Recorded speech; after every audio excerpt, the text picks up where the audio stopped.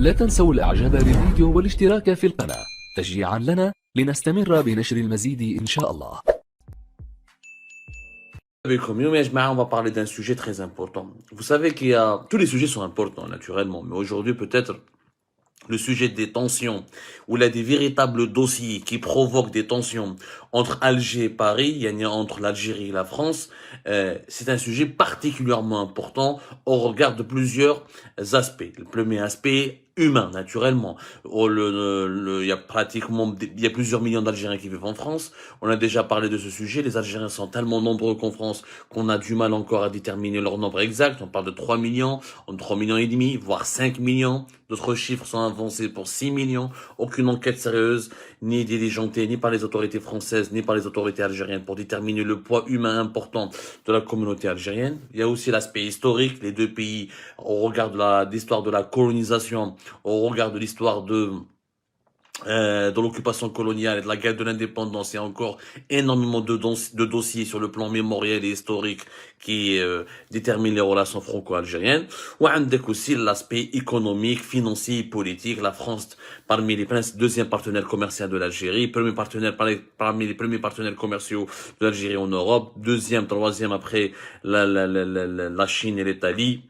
En tout cas, c'est un partenaire très important où les enjeux sont énormes. Le sujet ADA, malheureusement, comme dans plusieurs sujets de l'actualité algérienne, les Algériens et les Algériennes, ils suivent énormément certaines sur YouTube, les réseaux sociaux, ils trouvent des sources d'informations qui sont totalement fausses, ou là ils يجيبوا لهم واحد المعلومات يعني خيالية, يعني des films hindous, des films indiens, des sources qui ne sont pas suffisamment documentées, qui ne sont pas fiables et qui induisent généralement les Algériennes et les Algériens en erreur, ou c'est pour ça qu'il y a beaucoup de fantasmes et beaucoup de fake news qui circulent en Algérie. إذا تبعتوا les événements ou les derniers articles اللي في Algérie parce que عندنا deux axes, notre travail s'appuie sur deux axes. Le premier axe, c'est la production éditoriale, l'écriture, les articles que nous sortons chaque jour, et vous êtes de plus en plus nombreuses et nombreux à nous suivre, ou avec les émissions et les vidéos qu'on fait en live pour expliquer notre travail et les dessous de l'actualité algérienne. Le mardi 7 décembre, nous avons été le premier média à avoir annoncé mardi soir, demain, Jean-Yves Le Drian, une visite à qui a été Jean-Yves Le Drian, qui est le ministre des Affaires étrangères français, le chef de la diplomatie française, ce qu'on appelle entre guillemets le Quai d'Orsay, parce que le ministère des Affaires étrangères français, il est situé au niveau de ce Quai d'Orsay ici à Paris. Donc c'est une visite qui n'a pas été, qui est une visite surprise, qui n'a pas été entendue ni prévue par les observateurs des relations franco-algériennes. Nous avons obtenu le scoop, nous l'avons annoncé le premier. D'autres médias nous ont suivis. Ensuite, le Quai d'Orsay a confirmé auprès de l'AFP.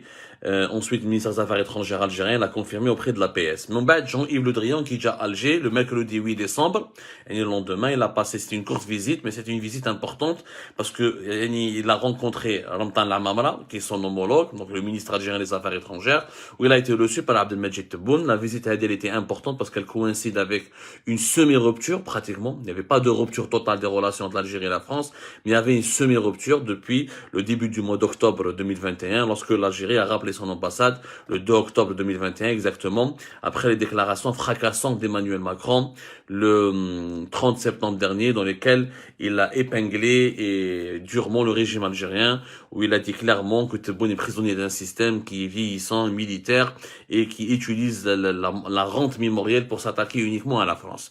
Et de les événements qui déjà Jean-Yves Le Drian fait Alger. De quoi ils ont parlé? Parce que, encore une fois, il y a trop de fantasmes et trop de fake news.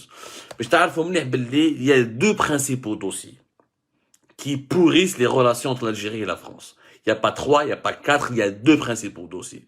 Jean-Yves Le Drian, contrairement à ce qui a été dit, n'a jamais parlé du Maroc à Alger. يعني كي جا Alger le 8 décembre, ما هدر على le Maroc, ما هدر على إسرائيل, ما هدر على la coupure des relations entre l'Algérie, Israël et le Maroc, ni il a cherché à réconcilier l'Algérie avec le Maroc. La France, elle se contrefiche royalement de ce qui se passe entre le Maroc et l'Algérie. Ce n'est pas ses soucis du tout. Pour l'Algérie se dispute avec le Maroc se dispute avec l'Algérie. Ce qui les intéresse, c'est leurs intérêts. Donc là où la France a essayé de réconcilier les deux, c'est complètement fou.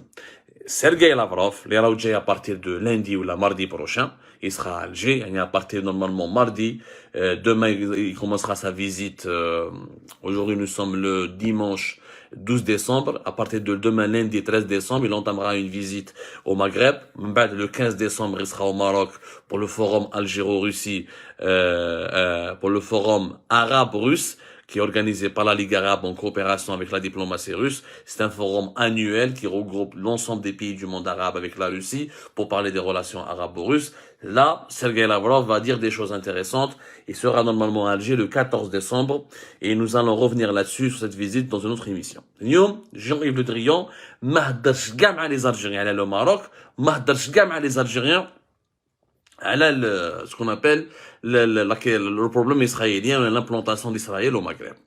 Jean-Yves Le Drian, il a deux dossiers. Le problème migratoire, l'immigration clandestine, l'expulsion des migrants algériens en situation irrégulière, ou les migrants algériens qui sont condamnés par la justice en France, ou là qui font l'objet d'une procédure d'éloignement du territoire français, et le Mali, le dossier malien. Les deux dossiers, les جماعة كانت حال كاسات معني حرحرة كبيرة au niveau des relations algéro-françaises. C'est les deux principaux dossiers. واش كاين في الدوسي هادو باش تعرفوا مليح. Les dossiers هادو, Jean-Yves Le Drian, quand il est venu يا جماعة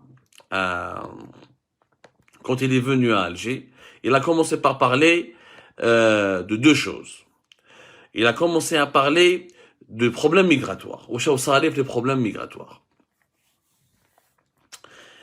Entre les pays, entre la France et l'Algérie, qu'il y a un problème كبير اللي راهو il date depuis janvier 2021.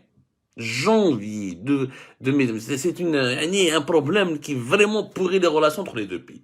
واش راهو صاري. La France a une liste à 8000 personnes. Pratiquement 8000 personnes. Les personnes هادوش كاين les migrants algériens en situation irrégulière, كاين une partie des Algériens qui sont fichés terrorisme. En France, fichés terrorisme, c'est des Algériens qui sont radicalisés, qui font partie de groupes islamistes, ou là qui sont dans des mosquées radicales, ou là qui ont un discours religieux radicaux. Ou une partie, 200 et quelques, des Algériens qui sont condamnés par la justice pour divers crimes ou là des délits. Par exemple, des violences conjugales, par exemple, des meurtres, des cambriolages, etc.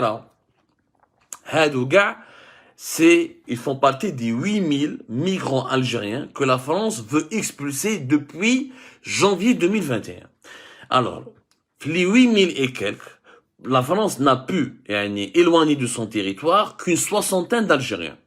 Les 8000, il y a 7700 et quelques, 8000 entre janvier à septembre, il y a pratiquement plus de 8000. Les 8000, il y a une soixantaine uniquement de migrants algériens, les قدروا يجوا للجزائر. Parce que pour expulser quelqu'un, pour qu'un Algérien, pour qu'un migrant algérien puisse être expulsé de France vers l'Algérie, ou ce qu'on appelle le laissez-passer consulaire. Ou là le sauf-conduit. Mais il y a le laissez-passer consulaire. Il y a le consulat d'Algérie reconnaît un ressortissant algérien. Ou tu mets un laissez-passer consulaire. باش les Français يدوروا l'aéroport يطلعوا في الطيارة. ومن الطيارة يهبط l'aéroport à Alger ou à Oran ou à Constantine. Les autorités algériennes يوري لهم هذا le laissez-passer consulaire. Ils l'acceptent. يخلوه يدخل للجزائر. Il peut rentrer en Algérie. هذا le laissez-passer consulaire, l'Algérie ne les délivre pas.